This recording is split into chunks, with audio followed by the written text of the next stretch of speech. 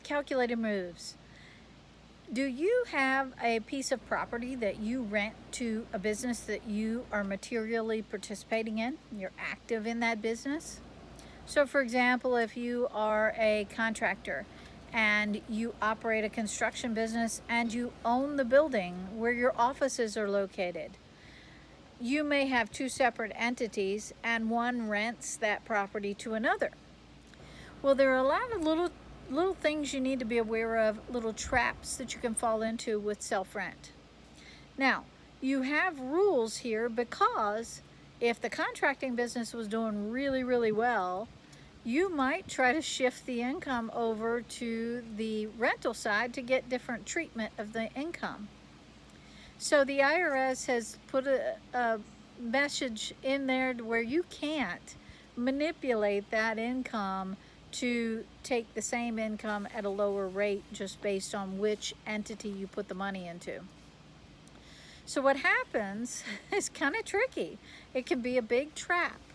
If you participate in that business, the income for that self-rent, we'll call it, that's under section 469 of the IRS code, that income from the self-rent has the same conditions applied to it as the business that it's operating for. So what we try to do as a strategy is to get that self-rent entity to come out to zero, meaning the income is estimated based on the exact expenses that will occur.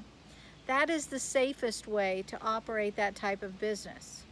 Now, if in fact you don't do that and you end up with a loss on the rental side, you will be having a passive loss, which can only be deducted if you have passive income, and that's difficult to get. So unless you own grandma's house free and clear and you rent it as a rental property and it generates income, you're probably going to have suspended passive losses. That's a long way of saying you won't get to deduct those losses, so you just lost some money by having a poor tax plan. If you generated income on that rental property, that is taxed as income all day long.